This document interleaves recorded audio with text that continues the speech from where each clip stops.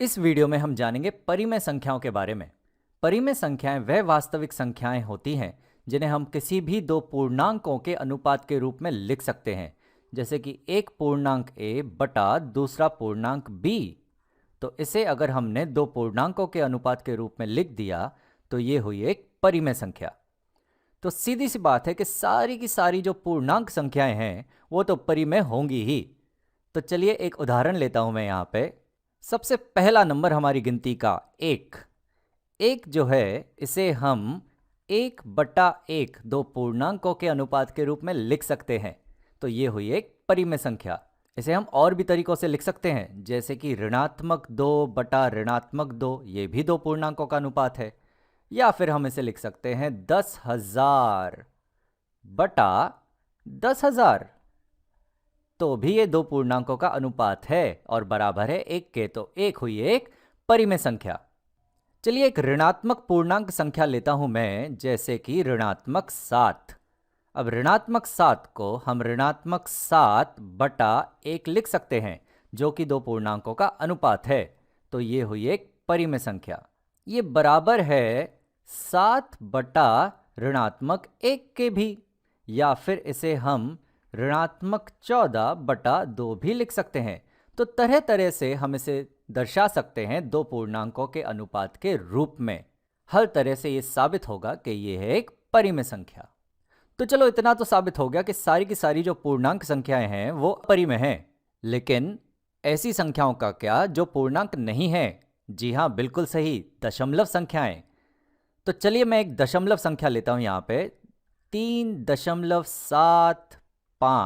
अब 3.75 को हम लिख सकते हैं, ये बराबर है 375 बटा 100 के। तो ये तो दो पूर्णांकों का अनुपात हो गया। तो ये दशमलव संख्या भी हुई एक परिमेय संख्या। इसे हम 2 से गुणा कर देते हैं अंश और हर को, तो यहाँ हो जाएगा ये 750 बटा 200, जो दो पूर्णांकों का अनुपात है। तो ये दशमलव संख्या भी हुई एक परिमेय संख्या। अब मैं आपको एक अलग तरीके की दशमलव संख्या देना चाहता हूं। देखिए जरा, 0.333 और ये अपने आप को दोहराती रहे। अब ऐसी दशमलव संख्याओं को हम कहते हैं आवर्ती दशमलव, जो अपने आप को दोहराते रहते हैं, ये कभी नहीं रुकते, ये चलते ही जाते हैं। इसे हम कुछ इस प्रकार से भी लिखते हैं, 0.3 अपूर्णांक, जहां पे ये चिन्ह ये दर्शा रहा है कि 3 रुकता नहीं है, चलते ही जाता है, अपने आप को दोहराते रहता है। तो ऐसे आवर्ती दशमलवों का क्या, ये क्या होते हैं, ये परिमेय संख्याएं होते हैं या नहीं? तो अगर तुम थोड़ा सोचो तो 0.3333 तो दरअसल 1/3 होता है, 1/3, क्योंकि जब 1/3 किया जाएगा तो हमें मिलेगा 0.333। तो ये तो दो पूर्णांक संख्याओं का अनुपात है। तो ये आवर्ती दशमलव भी होते हैं परिमेय संख्याएं। एक और उदाहरण देता हूं मैं, 0.666 और ये चलते जाएंगे। इसे हम 0.6 अपूर्णांक भी लिख सकते हैं। और 0.66666 तो दरअसल 2/3 होता है, जो दो पूर्णांक संख्याओं का अनुपात है। तो आवर्ती दशमलव भी होते हैं परिमेय संख्याएं। अब तुम कहोगे इतनी सारी परिमेय संख्याएं हो गई, यानी सारी की सारी संख्याएं क्या सिर्फ परिमेय ही होती हैं? जी नहीं, हमारे पास अपरिमेय संख्याएं भी हैं, यानी कि कुछ ऐसी संख्याएं भी हैं जिन्हें हम a/b दो पूर्णांकों के अनुपात के रूप में नहीं लिख सकते। मैं तुम्हें बताना चाहूंगा कि गणित की सबसे प्रसिद्ध संख्याएं अपरिमेय होती हैं। तो चलिए देखते हैं। ये रही कुछ प्रसिद्ध अपरिमेय संख्याएं। जी हाँ, यहां पे हमारे पास है पाई, एक वृत्त के परिधि और उसके व्यास का अनुपात, जो हम जानते हैं ये 3.14159, ये चलते ही जाता है, ये कभी नहीं रुकता और ना ही अपने आप को दोहराता है। ऐसे दशमलवों को हम कहते हैं अनावर्ती दशमलव। ये ना तो कभी रुकते हैं, ना तो कभी अपने आप को दोहराते हैं, और इन्हें हम दो पूर्णांकों के अनुपात के रूप में कभी भी व्यक्त नहीं कर सकते। तो ऐसी संख्याओं को हम कहते हैं अपरिमेय संख्याएं। और भी हैं ई, प्राकृतिक लघुगणक का आधार, 2.7182818, ये चलते ही जाता है, ना तो कभी रुकता है, ना तो कभी अपने आप को दोहराता है। 2 का वर्गमूल, ये भी एक अपरिमेय संख्या है। फी, स्वर्ण अनुपात, ये भी एक अपरिमेय संख्या है। अब तुम सोच रहे होगे कि ये तो कुछ प्रसिद्ध खास संख्याएं हैं जो कि अपरिमेय होती हैं, जबकि ज़्यादातर संख्याएं तो परिमेय होती हैं। मैं कहूँगा नहीं, हमारे पास सच बताऊं तो अनगिनत परिमेय और अनगिनत अपरिमेय संख्याएं हैं। मैं देखो इसे कैसे साबित करता हूं। तुम मुझे कोई भी 2 संख्याएं दे दो। समझो तुम मुझे दे रहे हो 2 और 3, ये 2 संख्याएं हो गई। इनके बीच में अनगिनत अपरिमेय संख्याएं हम लिख सकते हैं। देखो मैं खुद से अभी एक बनाता हूं। 2 और 3 के बीच में हमें एक संख्या चाहिए, तो मैं लेता हूं 2.13 133 13333 13333, ये चलते ही रहेगा। तुम देख रहे हो कि ये कभी नहीं रुकेगा और अपने आप को कभी नहीं दोहराएगा, तो इसे हम 2 पूर्णांकों के अनुपात के रूप में नहीं लिख पाएंगे। तो ये हुई एक अपरिमेय संख्या। ऐसी अनगिनत अपरिमेय संख्याएं हैं। तो अब हमें पता चल गया कि परिमेय और अपरिमेय संख्याएं क्या होती हैं। हमें यहाँ कुछ संख्याएं दे दी गई हैं और हमें इन अलग अलग संख्याओं को अलग अलग संख्या समुच्चय में रखना है। तो ये जो सारी संख्याएं हमें दी गई हैं, ये वास्तविक संख्याएं तो हैं ही। तो ये सारी की सारी संख्याएं वास्तविक संख्याएं तो हैं ही, जिसमें आवर्ती दशमलव, अनावर्ती दशमलव, पूर्णांक संख्याएं, पूर्ण संख्याएं, धनात्मक, ऋणात्मक, सारी की सारी संख्याएं आती हैं। अब वास्तविक संख्याओं को हम 2 अलग अलग संख्या समुच्चय में बांट सकते हैं। एक संख्या समुच्चय होगा परिमेय संख्याओं का। परिमेय संख्याओं में वो संख्याएं आएंगी जिन्हें हम 2 पूर्णांकों के अनुपात के रूप में लिख सकते हैं।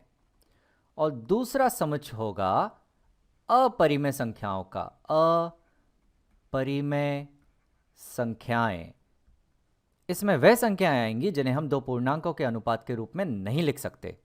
अब सारी की सारी परिमेय संख्याओं में से अगर हम दशमलव निकाल दें तो हमें मिलेंगे पूर्णांक संख्याएं। तो परिमेय संख्याओं के अंतर्गत एक और संख्या समुच्चय आता है जो होता है पूर्णांक संख्याओं का। अब अगर पूर्णांक संख्याओं में से हम ऋणात्मक संख्याएं निकाल दें तो हमें मिलेंगी पूर्ण संख्याएं। तो पूर्णांक संख्याओं के अंतर्गत एक और समुच्चय आता है जो होता है पूर्ण संख्याओं का। तो चलो अब मैं इसी प्रकार से संख्या समुच्चय बना लेता हूं।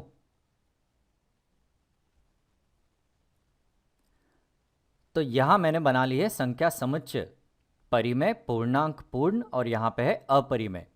अब आप इस वीडियो को यहीं पे रोको और इन सारी संख्याओं को इन अलग अलग संख्या समुच्चय में रखने की कोशिश करो और फिर वापस आओ। तो चलिए अब हम इन्हें साथ में करते हैं। तो पहली संख्या है 3। 3 जो है, 3 को हम 3/1 2 पूर्णांकों के अनुपात के रूप में लिख सकते हैं। तो ये तो हुई एक परिमेय संख्या, लेकिन ये सिर्फ 3 भी लिखा जा सकता है जो कि एक धनात्मक पूर्णांक संख्या है। और धनात्मक पूर्णांक संख्या का मतलब हुआ कि 3 जो है वो दरअसल एक पूर्ण संख्या है। तो 3 हो गई एक पूर्ण संख्या। अगली संख्या है हमारी ऋणात्मक 5, जिसे हम ऋणात्मक 5/1 या केवल ऋणात्मक 5 भी लिख सकते हैं। तो ये परिमेय संख्या तो है ही, पर उसके साथ ही साथ ये पूर्णांक संख्या भी है, ये ऋणात्मक पूर्णांक संख्या है। तो ये आ जाएगी पूर्णांक संख्याओं के समुच्चय में। तो ऋणात्मक 5 हो गई एक पूर्णांक संख्या। अगली संख्या है 0.25।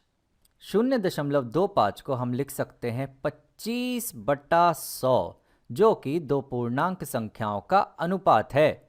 तो ये तो हुई एक परिमेय संख्या। तो 0.25 आ जाएगा परिमेय संख्याओं के अंदर। अगली संख्या है 22/7।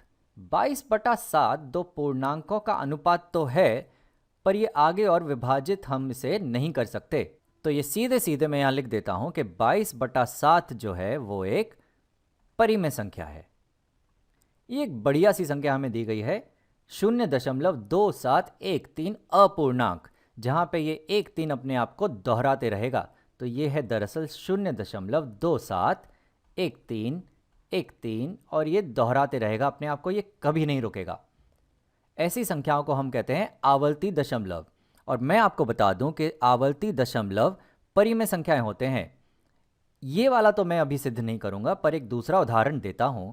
समझिए कि 0.3 अपूर्णांक जो कि बराबर है 0.333 और ये चलते रहेगा। और ये तो तुम जानते ही हो कि 0.3333 तो दरअसल 1/3 होता है, जो कि दो पूर्णांकों का अनुपात है। तो आवर्ती दशमलव होते हैं परिमेय संख्याएं। तो इसे हम लिख देते हैं यहाँ परिमेय संख्याओं के अंतर्गत। तो 0.2713 अपूर्णांक हो गया परिमेय संख्या। अगली संख्या है 10 का वर्गमूल। अब 10 जो है वो पूर्ण वर्ग नहीं है, और किसी भी अपूर्ण वर्ग का अगर हम वर्गमूल लेते हैं तो वो हमें मिलती है अपरिमेय संख्या। तो सीधे सीधे मैं इस 10 के वर्गमूल को लिख देता हूं अपरिमेय संख्या के समुच्चय के अंतर्गत। अगली संख्या हमें दी गई है 14/7। 14/7 तो 2/1 है, या इसे हम केवल 2 भी लिख सकते हैं।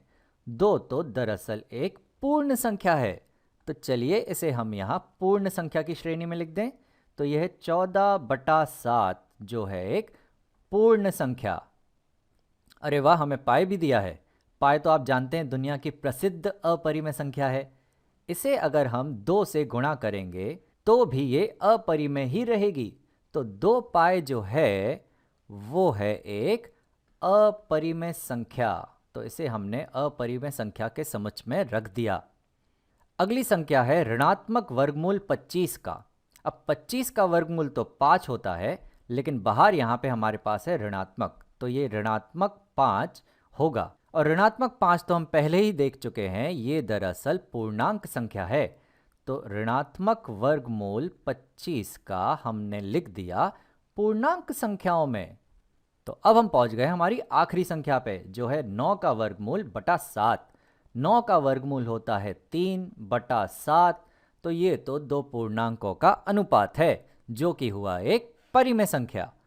तो इसे हम लिख देते हैं यहाँ परिमेय संख्याओं में। तो 9 का वर्गमूल बटा 7 हो गई एक परिमेय संख्या। तो सारी की सारी संख्याओं को हमने अलग अलग संख्या समुच्चय में रख दिया। 19/27 को दशमलव के रूप में लिखें तो हमें यहाँ दिया गया है 19/27, जो बराबर है 19 को विभाजित करने के 27 से। यानी कि हमें 19 को विभाजित करना है 27 से। तो चलिए शुरू करते हैं। तो यहाँ पे हमारे पास है 19, जिसे हमें विभाजित करना है 27 से।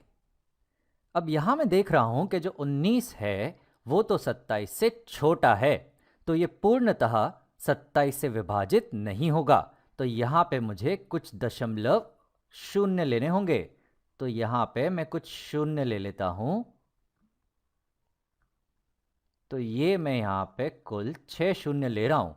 कुछ और ज़रूरत पड़ी तो हम आगे ले लेंगे। अब 19 तो 27 से विभाजित नहीं होता था, इसलिए हमने ये दशमलव शून्य ले लिए। तो चलिए यहाँ लिख देते हैं 0.। अब हमारे पास है 190। 190 तो 27 से विभाजित हो सकता है। अब कितने में होगा यही सवाल है। अब अगर मैं सोचूं 25 गुणा 7 होता है 175। तो चलो एक काम करते हैं, 27 गुणा 7 करके देखते हैं क्या मिलता है। 7 गुणा 7 होता है 49, तो 4 और यहाँ 9। 7 दूनी होता है 14, 14 और 4 होता है 18। तो 27 गुणा 7 हमें मिल रहा है 189। तो ये तो यहाँ आ जाएगा। तो 27 गुणा 7 हो रहा है 189। अब हमें 190 में से 189 को घटाना है। 190 में से 189 घटाएंगे तो हमें मिलेगा सिर्फ 1। अब चलिए इस अगले शून्य को हम नीचे ले लेते हैं। तो अब ये बन चुका है 10। अब 10 जो है वो भी 27 से छोटा है, तो ये तो विभाजित नहीं होगा। तो यहाँ मैं ले लेता हूँ एक शून्य, और फिर मैं इस अगले शून्य को भी नीचे ले लेता हूँ। तो यहाँ हमारे पास आ जाएंगे 100। अब 25 गुणा 4 100 होते हैं, तो 27 गुणा 4 तो 100 के बाहर जाएगा। तो चलिए देखते हैं 27 गुणा 3 कितना होता है। 7 तिया होता है 21, 3 दूनी 6, 6 और 2 8, तो हमें यहाँ मिल रहा है 81। तो 27 को अगर हम गुणा करेंगे 3 से तो हमें मिलेगा 81। अब 100 में से 81 को घटाने पर हमें मिलने वाला है 19। चलिए एक शून्य को हम नीचे ले लेते हैं, तो अब हमें यहाँ मिल चुका है 190। अरे 190 तो हम अभी अभी यहाँ करके आए थे। ये तो हम जानते हैं कि 27 को जब 7 से गुणा करेंगे तो हमें मिलता है 189। और जब 190 में से 189 को हम घटाएंगे तो हमें मिलने वाला है यहाँ पे 1।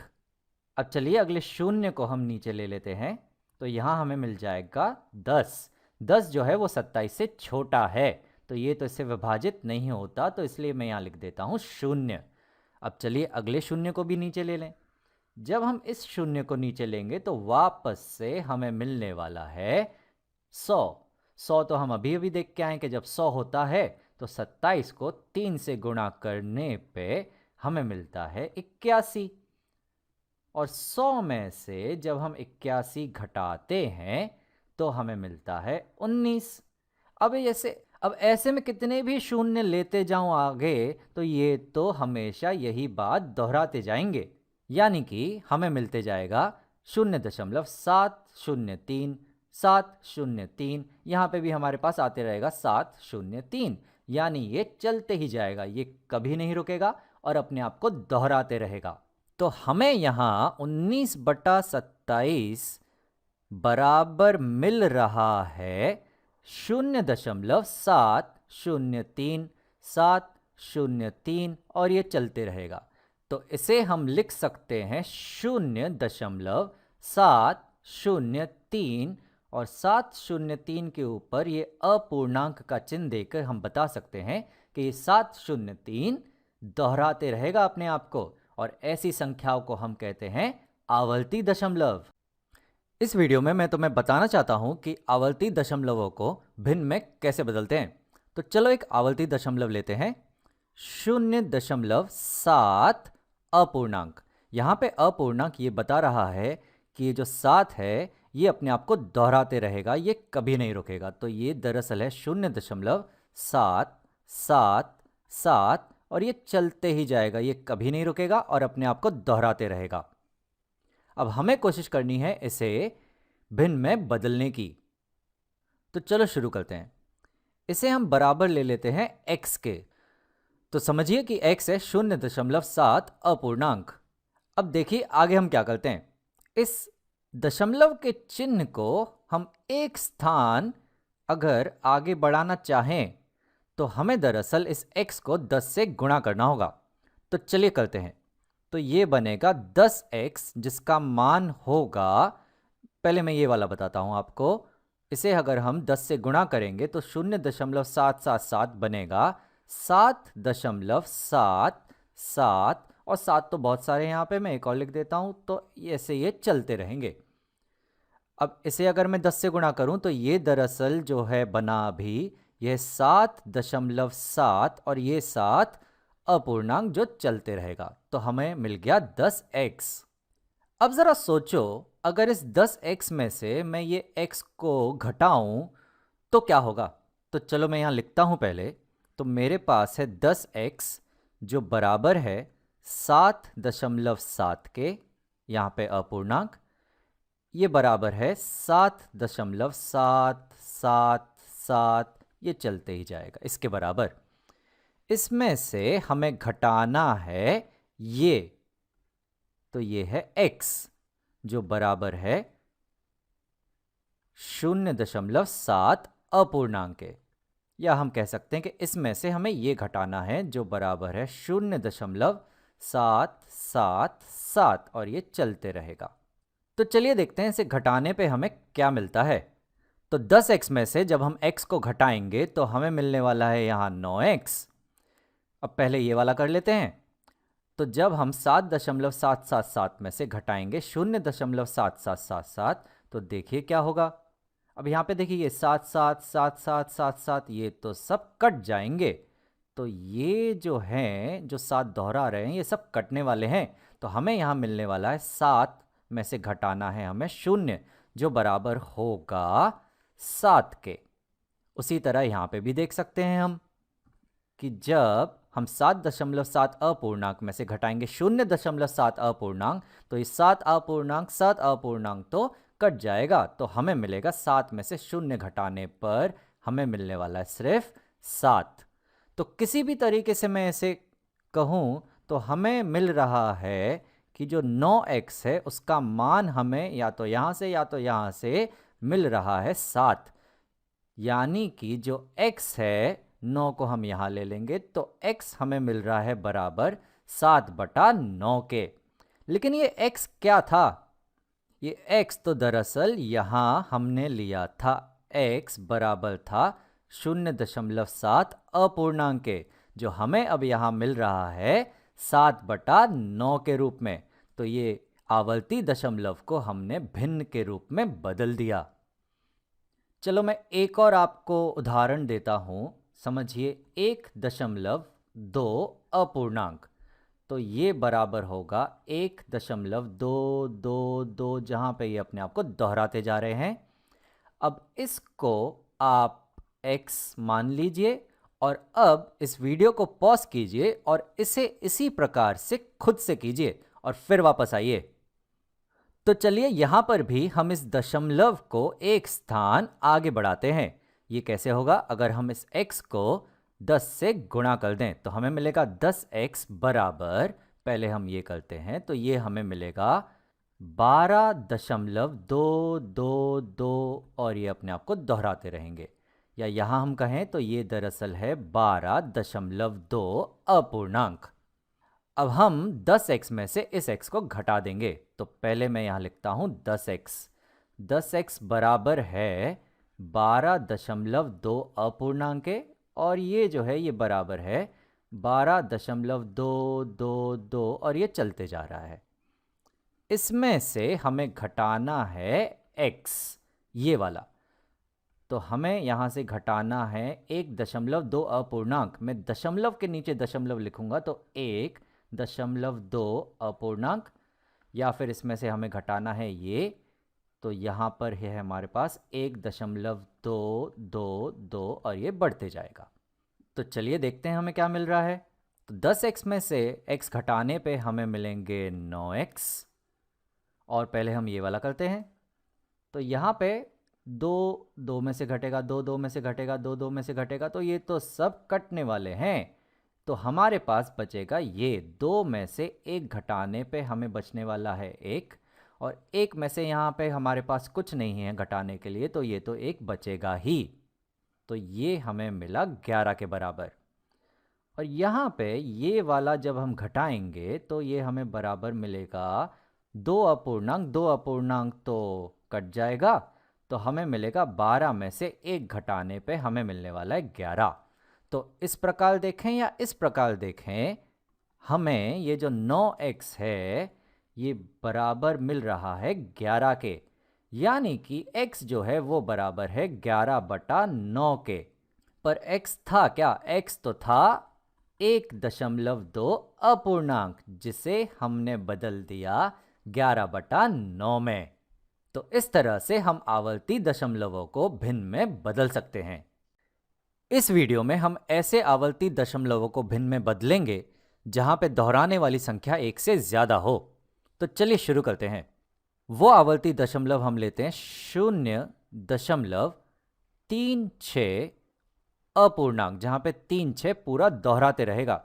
तो ये दरअसल है 0.36 और ये दोहराता ही जाएगा, ये कभी नहीं रुकेगा। अब इसे हम बराबर ले लेते हैं x के, तो x बराबर हो गया ये।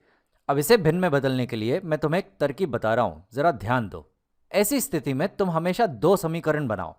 एक समीकरण में जो दशमलव हो वो दोहराने वाली संख्या के पहले हो यहाँ पे, और दूसरे समीकरण में जो दशमलव हो वो दोहराने वाली संख्या के बाद हो यहाँ पे।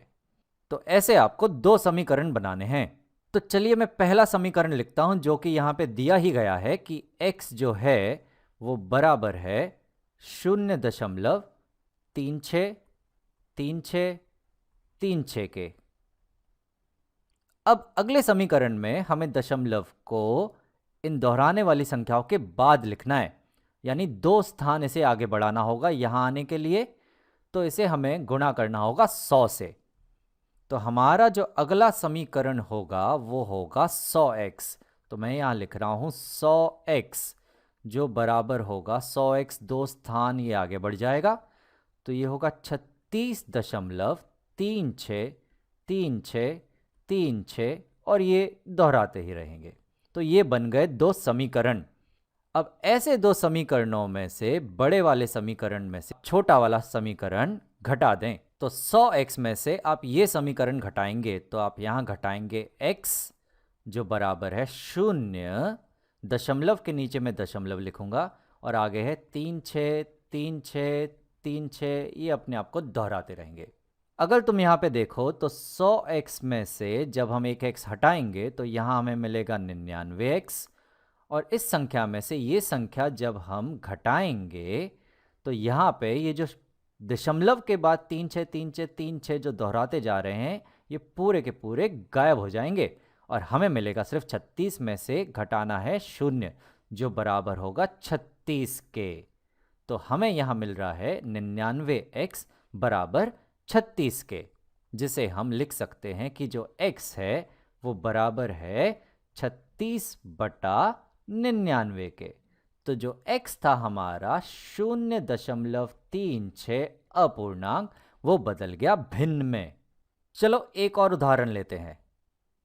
तो मैं आगे बढ़ता हूं और अगला उदाहरण है 0.714, और यहां पे सिर्फ एक 4 अपूर्णांक है, सिर्फ एक 4 दोहराएगा, तो ये बराबर है 0.7141414 और ये दोहराते रहेगा।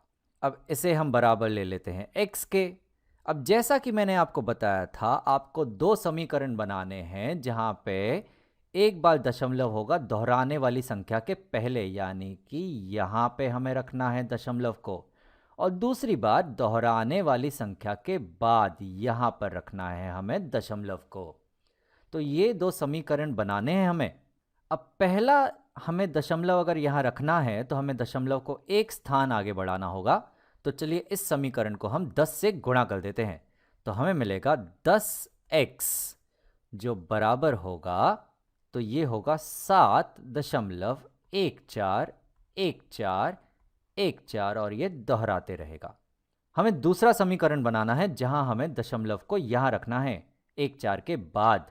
तो इसके लिए तो मुझे दशमलव को 1 2 3 स्थान आगे बढ़ाना होगा। तो इसलिए इस समीकरण को हमें 1000 से गुणा करना होगा। तो चलिए x को गुणा करते हैं 1000 से। तो हमें मिलेगा 1000x, जो बराबर होगा दशमलव 1 2 3 स्थान आगे बढ़ेगा। तो यहाँ पे हमारे पास आएगा 714 और आगे होगा दशमलव 141414, ये तो अपने आप को दोहराते ही जाएंगे। तो चलिए हमारे दो समीकरण तैयार हैं। अब हमें बड़े समीकरण में से छोटा समीकरण घटाना है। तो 1000x में से हम घटाएंगे 10x, जो बराबर होगा 714.141414, घटाना है यहाँ से हमें 7.141414। तुम देखो कि ये कितना आसान हो चुका है। 1000x में से 10x घटाने पे हमें मिलेंगे 990x, और यहाँ पे जब हम ये घटाएंगे तो तुम देख रहे हो कि दशमलव 141414 तो यहाँ गायब होने वाला है। हमें यहाँ मिलेगा 714 में से घटाना है हमें यहाँ पे सिर्फ 7। तो 714 में से 7 घटाने पे हमें मिलने वाला है 707। तो हमें 990x बराबर मिल गया 707 के। तो हम ये भी कह सकते हैं कि x बराबर है 707/990 के, पर x तो था हमारा 0.71414 7, 1, 4 अपूर्णांक। तो चलिए ये आवर्ती दशमलव भी भिन्न में बदल गया। अब एक आखिरी उदाहरण मैं तुमको देता हूं, ये तुम खुद से करना। हमारी आखिरी संख्या है 3.257 और ये जो 257 है ये है अपूर्णांक, यानी कि ये बराबर है 3.257 और ये अपने आप को दोहराते रहेगा। तो इसे हम ले लेंगे x के बराबर। अब आगे तुम इसे खुद से करो, तो वीडियो रोककर वापस आओ। अब जैसा कि मैंने बताया था, एक बार हमें दशमलव रखना है दोहराने वाली संख्या के पहले यानी यहाँ पे, और एक बार दशमलव रखना है दोहराने वाली संख्या के बाद यानी यहाँ पे। तो पहला समीकरण तो हमारा तैयारी है, ये मैं ऐसे का ऐसा ही लिख देता हूं। तो x बराबर है 3.257 ये दोहराते जाएगा। अगले समीकरण में हमें दशमलव को इस स्थान पर रखना है, तो ये 1, 2, 3 स्थान आगे बढ़ेगा। उसके लिए हमें इसे 1000 से गुणा करना होगा। तो चलिए कर देते हैं। तो हमें मिलेगा 1000x बराबर 1, 2, 3 स्थान आगे, तो ये हमें मिलेगा 3257.257 ये तो दोहराते ही जाएंगे। तो चलिए हमारे दो समीकरण आ गए हैं। अब बड़े समीकरण में से छोटा समीकरण घटा देते हैं। तो यहाँ 1000x में हमें घटाना है x, या फिर इस संख्या में हमें घटानी है ये संख्या जो है 3.257 और ये दोहराते जा रहा है। तो 1000x में से x घटाने पे हमें मिलेंगे 999x, और इस संख्या में से अगर हमें ये संख्या घटानी है तो तुम देख रहे हो कि दशमलव के बाद जो संख्या है 257 वो तो पूरी गायब होने वाली है।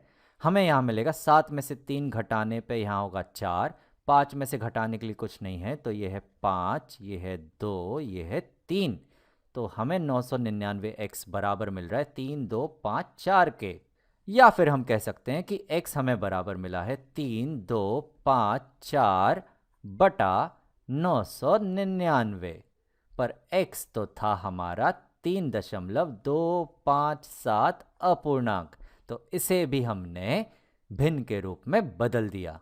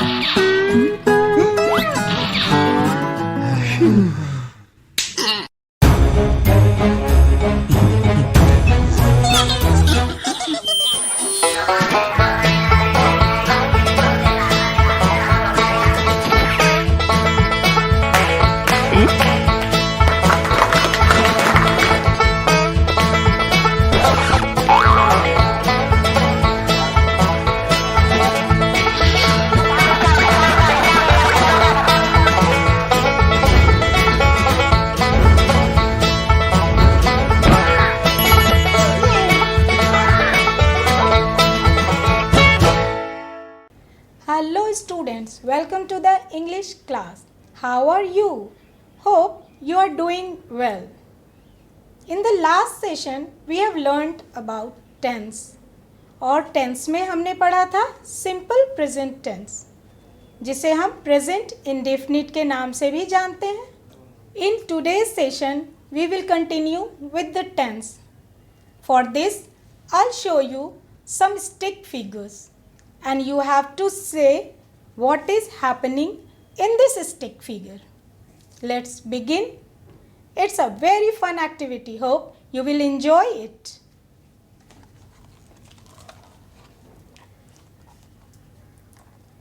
This is first stick figure and you have to say what is happening here. Okay, a boy is playing football. Very good. In the next stick figure, you have to see what is happening here. A boy is walking.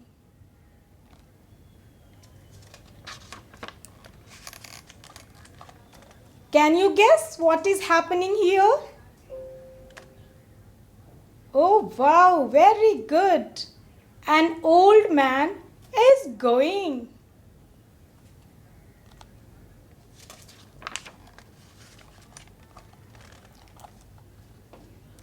In the next stick figure, you can find out what is happening here. He is sitting on a chair.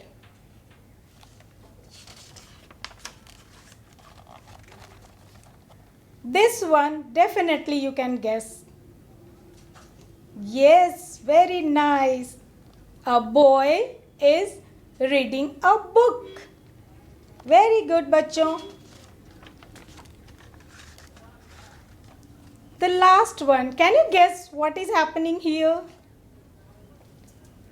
Yes, a boy is jumping or maybe dancing. Okay, so very nice. You have guessed all the stick figure correctly. तो अभी जितना stick figure से आपने words guess किए, अब उसे one by one देखते हैं कि वो वर्ड्स क्या हैं और ये अपने किस फॉर्म में है.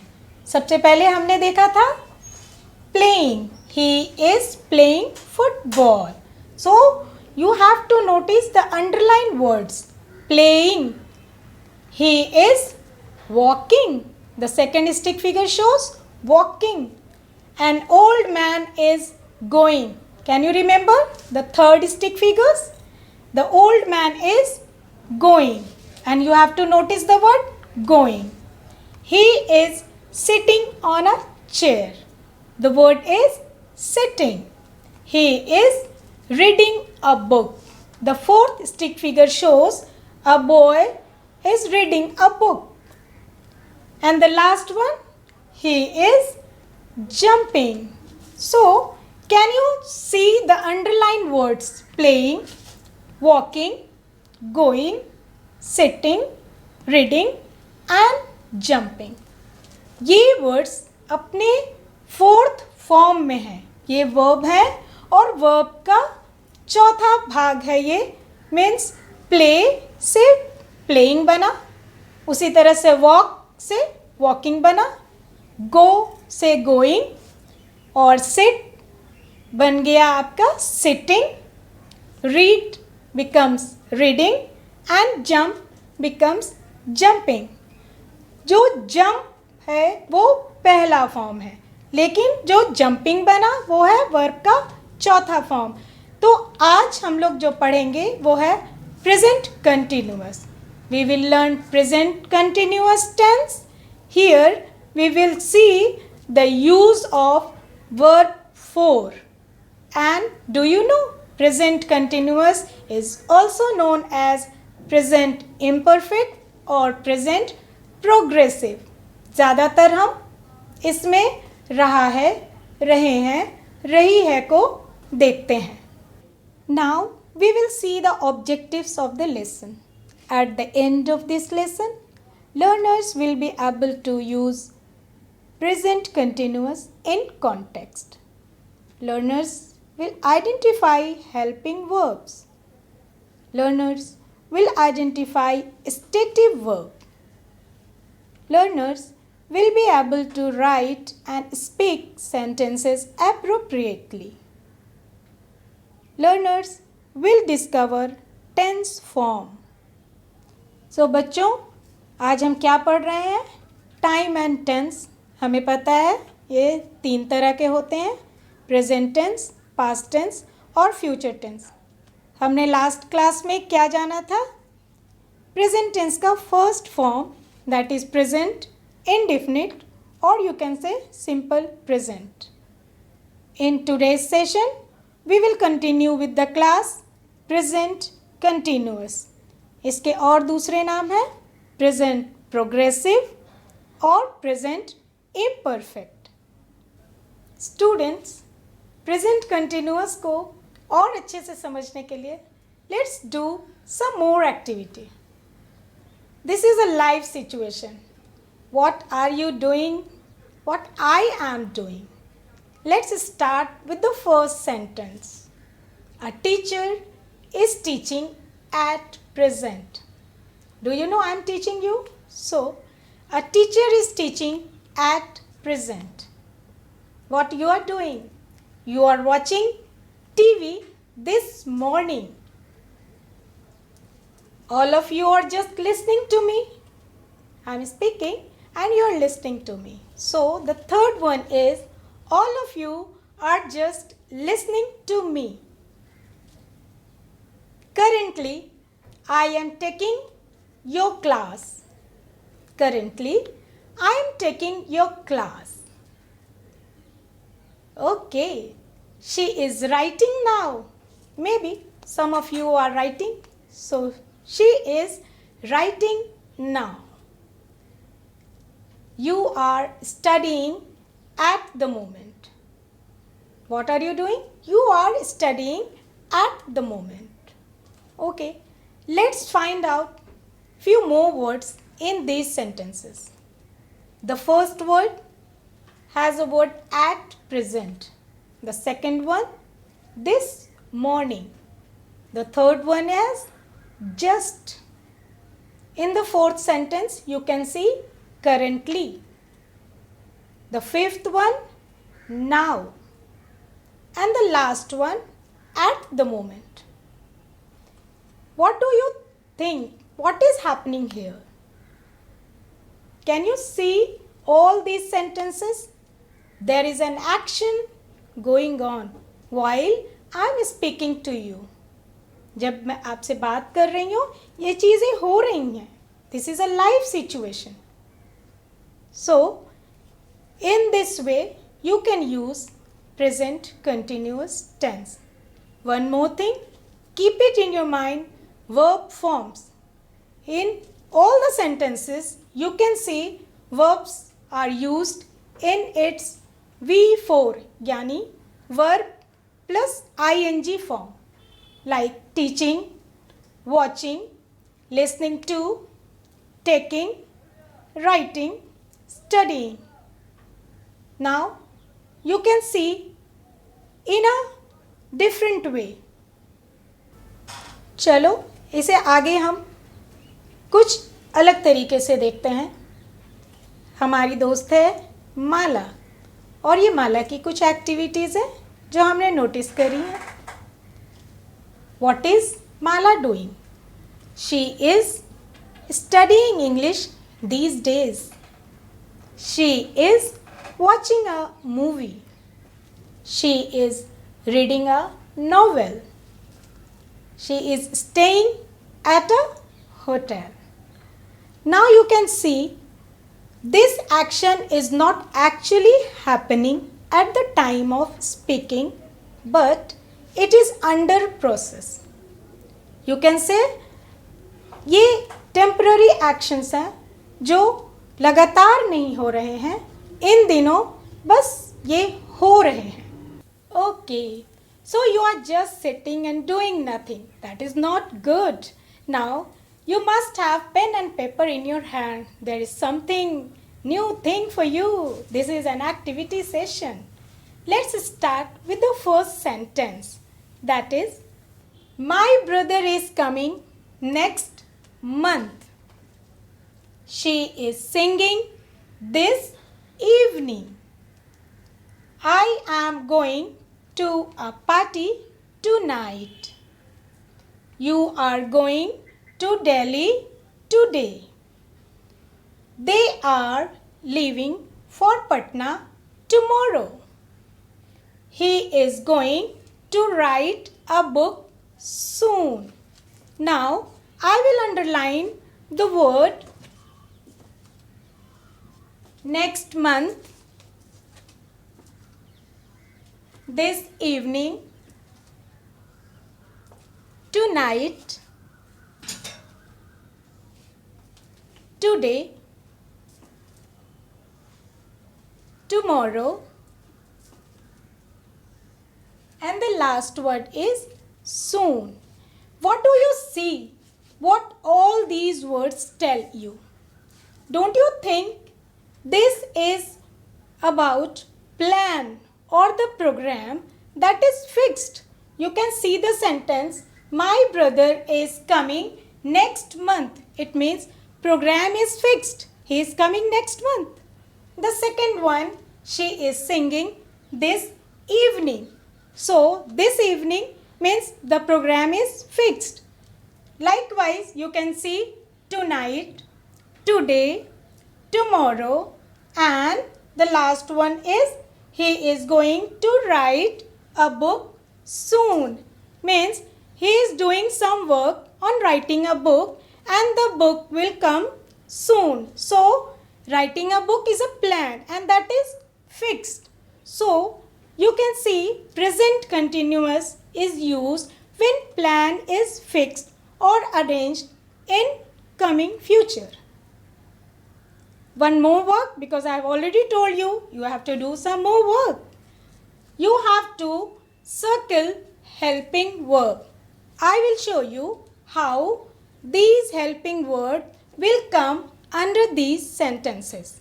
Now, I will try to find out helping verb and you just copy me. In the first word, my brother is coming next month, the word is a helping word. In the second sentence, what do you see? Is becomes helping verb.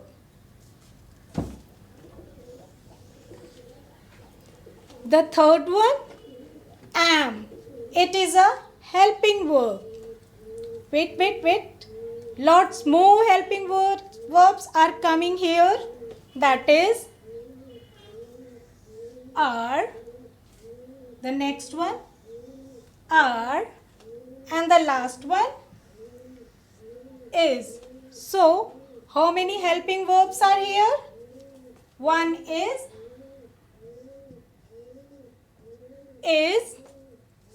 The second one,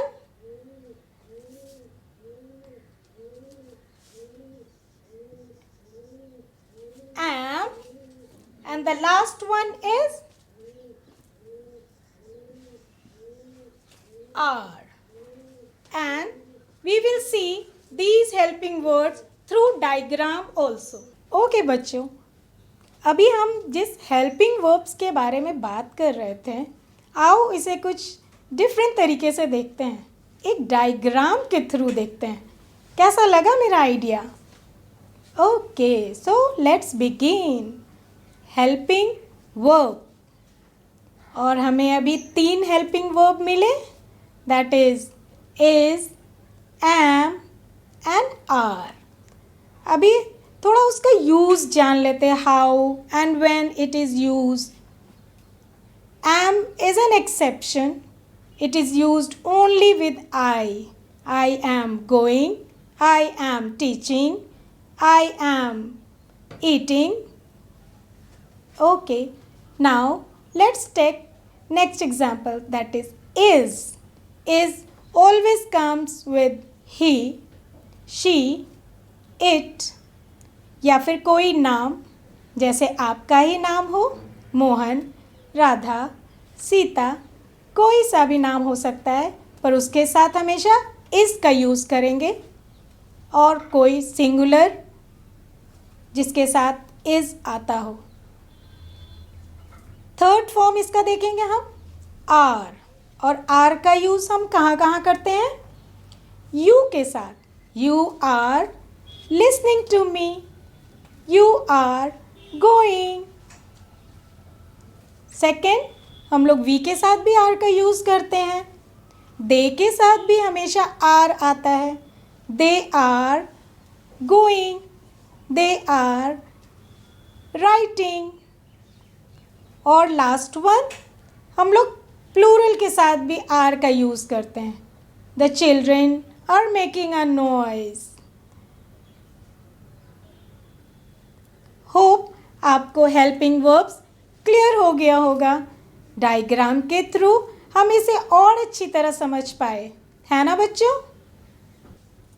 तो present continuous समझ तो आ गया, लेकिन इसे हमने अभी तक structure form में नहीं जाना है। हम इसमें सबसे पहले जब सेंटेंस बनाते हैं तो यूज़ करते हैं सब्जेक्ट। सबसे पहला काम हमारा सब्जेक्ट, उसके साथ हम लगाते हैं हेल्पिंग वर्ब। और आपको पता है हेल्पिंग वर्ब कौन कौन से थे? Okay, am, is, are, very good. So subject plus am, is, are plus हमने वर्ब के कौन से फॉर्म की बात की थी बच्चों? वर्ब के चौथे फॉर्म की बात की थी, जो वर्ब आईएनजी के साथ यूज़ होता है। एक एग्जाम्पल कोई भी दे सकता है, जैसे I am going, he is singing, you are writing. Hope आपको ये स्ट्रक्चर क्लियर हो गया होगा और हम आगे प्रेजेंट कंटिन्यूअस को देखेंगे।